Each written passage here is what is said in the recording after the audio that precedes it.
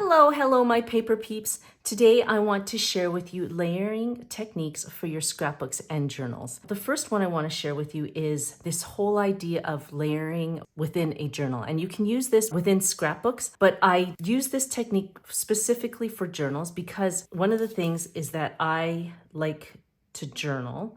And this is more specifically a journal, so there will be less scrapbooking in it. And because there's more journaling, you got to be careful that you're mindful of how much layering you do, or else you're going to get this really bulky book that won't close and will be, just won't have that journal aesthetic that we want to keep. So the technique I want to show you here is to allow you to create beautiful compositions within your journal or within your scrapbook without adding a lot of bulk. You can actually use this layering technique within your scrapbooks as well. Here I'm just going to show you exactly what I did for this journal. For this process, what I will usually do if I want to do a composition page or an art page is I will lay down some kind of background hue, specifically because if the page is white, you kind of want to soften that up a little bit. So here I used Distress Oxide, or you can use the Distress ink, and I applied the ink with a soft brush here. And then I followed it up with stamps. And in the background here, I added, if you can see here, like aside from the paper, underneath is this love stamp. I added some, which I love, is my Tim Holtz brush stroke stamps. Again, I just used the Distress Oxide here, and or you can use the VersaFine ink as well, and just to stamp along that background. So after I've placed, my background hue and background stamps, that's when I will actually follow it up with some three-dimensional element. And that, in this case, the three-dimensional element is the paper here, as well as the epoxy. And here I've used floss thread, or you can use hemp cord. I find hemp cord might be a bit much, or a bit thick for this. So I find floss thread is really good for this. And then, so I used these epoxy stickers just to add a little bit more interest without adding too much bulk, as you can see here. And then I followed it up with PET tape. Now, PET tape is a form of washi tape, and the reason why I like it is that it's transparent, as you can see here. Whereas washi tape can be, it has kind of a white border here, so when you place it down, it actually blocks out some of the images that you might have stamped underneath. And so typically I will usually gravitate towards the PET tape. The one thing I find with PET tape is that you can't write on top of it, whereas the washi tape you can. So you can actually kind of write on top of that. So if you don't mind your images underneath being blocked at all, but you want to have this idea of being able to write on top of your washi tape, then yes, washi tape does trump PET tape when it comes to creating that effect. But in this case, this is just one of my composition pages that I created using that technique. So first thing I add is a background hue, followed by some background stamps, followed up with a paper embellishment, layer on top of it PET tape or washi tape, and then add other three-dimensional elements like your epoxy, stickers, and your floss thread. Now, another layering technique I want to talk about is layering inserts. Now, what I mean by that is when you're in your journal or a scrapbook, you'll notice when you start stamping, these aren't art journals. So any type of stamping or any type of mixed media will always shine through on the other side. So with that being said, I will typically glue pages together. But before I do any of this, and I should have talked to you about this, is that if you are going to be doing any layering within your book, I remove pages. Because if you're going to do composition pages with 3D elements, tags and tabs, you want to make sure that you remove some bulk. It's kind of like thinning out your curly hair. Kind of like my curly hair. I find that I'm always getting it thinned out because it's just this bushy ball of curls that sometimes can be a little overwhelming. And so anyways, same idea. I thin out my book by removing pages, knowing full well that I'm going to be placing inserts. So my second layering technique for your scrapbooks and journals is this whole idea of inserts, okay? I added an insert there. Sometimes I will add tags like this one here. And if you're interested in how I created these tags using ephemera, I'm going to put a link to this video on how to create 3D elements for your scrapbooks and journals at the end of this video. The next idea of layering comes from this whole concept of snippet strips. And that, in this case, is this right here. So here's one example, is layering with washi tape.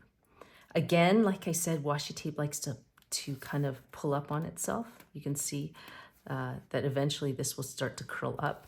And so PET tape, I love layering washi tape on top of that because then it just kind of holds it down and then also gives you another layer of interest to your scrapbook journals. Another idea of snippet strips that I love to create is this whole idea of layering border strips from your 12 by 12 pieces of paper.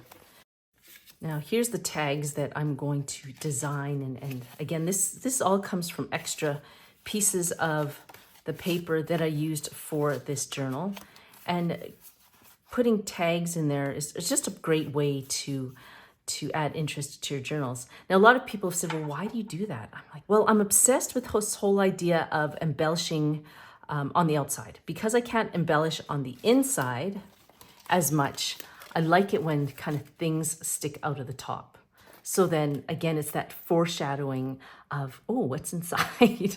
So it gives me that freedom to really use different mediums, different techniques, so that I'm creating more than just kind of stamping and laying down tape. Anyways, that's just kind of me, but I just want to share that with you. So what I'm going to do is I'm going to show you kind of this whole idea of creating snippet strips with border strips and having these beautiful focal points that I think you'll like.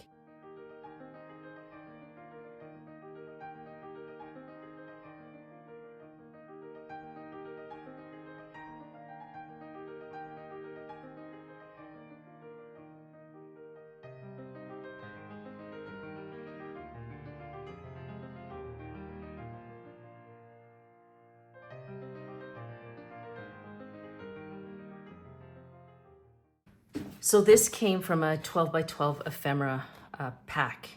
And what I like to do, especially if I'm going to use this as trinkets outside of my journal, I like to reinforce it with by laminating it, as you can see here. And I did that because in the book, I wanted to create tags that, that would kind of stand the test of time here. So that's why I did that. This would be interesting, just cutting this out here.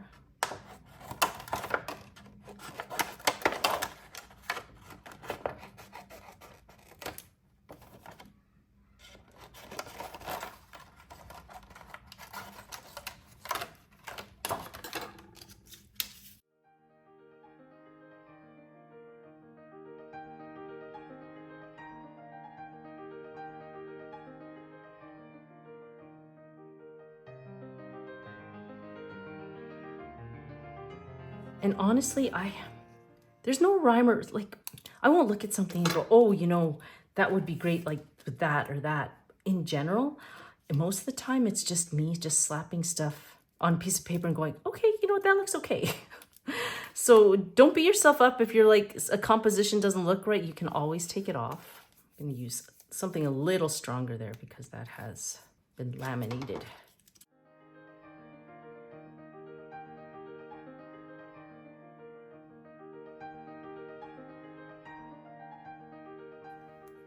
And I've used this in a lot of this whole idea of snippet strips. I use it pretty much in all my crafting.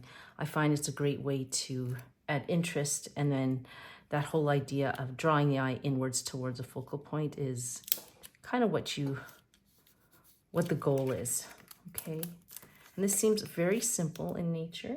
Again, you don't want to add too much bulk to your projects. And there you go. Now, this seems kind of a waste. Not a waste, but this seems like, well, that's just ephemera. But again, it's just, I just want to show you that that's the whole idea of snippet strips here. What I would normally do though with tags is that I could layer stamps and then some washi tape with it, but then use the back as a place to add quotes, some of my favorite quotes, you know. Okay, say with this one here, you know, I just added some information from my readings or whatever, or any or more journal space. These tag inserts are not just for more quotes or more thoughts or feelings. A lot of the time it's to actually be a place where I can put some of these external ephemera pieces that I've created. Now, the next thing we're going to talk about is corner embellishing with PET tape and washi tape. What I like to do is in my journaling, if I want to journal more than I create, is I will lay down washi tape, and then on top of that, the PET tape.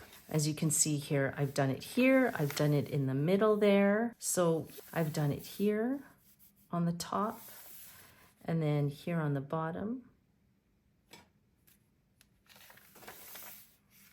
And then always, like, I like kind of folding it over onto the other side. So you get this continuity of your crafting. So number 5 is layering with unusual and repurposed items. What I like to do is use old bracelets and hair elastics at times. And you're probably looking like, that's a beautiful bracelet. Why would you want to take that apart? Well, I wouldn't say I was dumpster diving, but my daughter brought this home from grandma's place, and grandma didn't want it. She said it was, let's just say there was no value to it. And so she gave it to my daughter. My daughter didn't want it because it's gray, and no 11-year-old wants anything gray at this time in their lives. So they gave it to me, and I was like, well, I like the beads on it, but I wouldn't necessarily wear this. So, but I do like it. I like the composition, but I just wouldn't wear it. So I thought, you know what, I'm going to add this to my crafting. And typically, if something beautiful like this, you can even just kind of keep it like that and then just hang it off of, off of your crafting like this, and then have it kind of extend outside the book. But it is quite heavy. So what I would do is maybe use parts of it.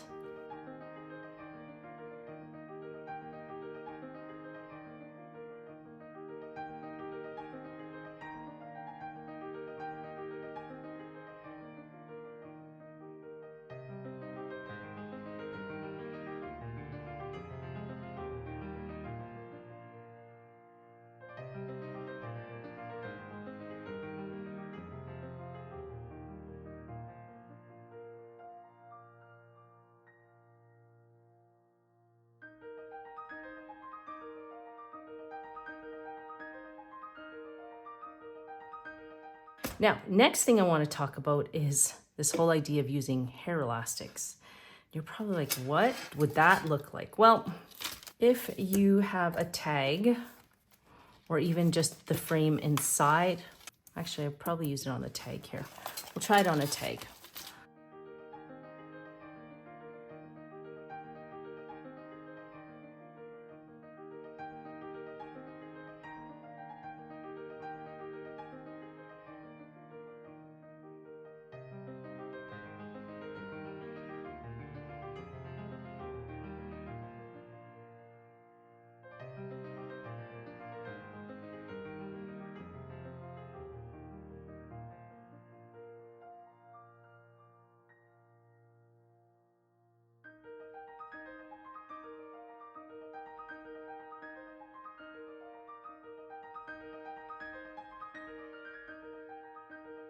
This whole idea of layering with by repurposing your stuff is pretty cool. Now I have some ribbon here that was given to me. I think this is from a gift that was given to me.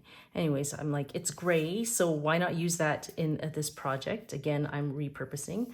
So the next idea is layering with ribbon and jewelry wire to secure the ribbon.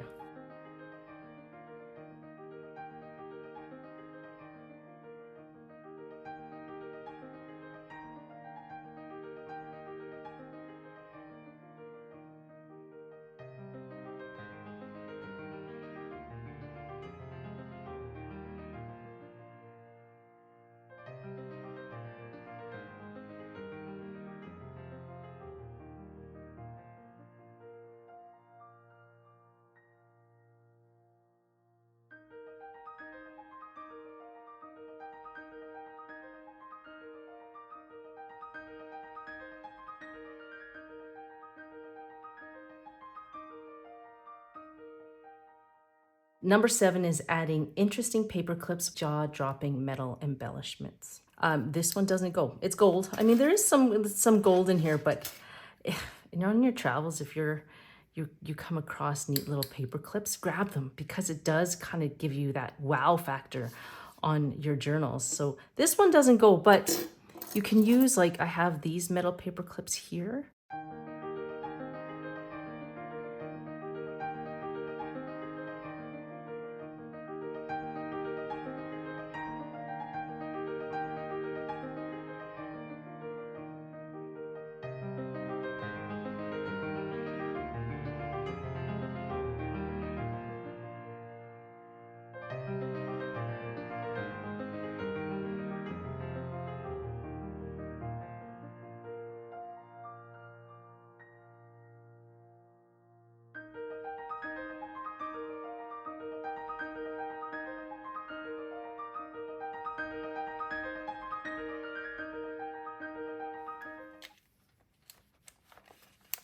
There.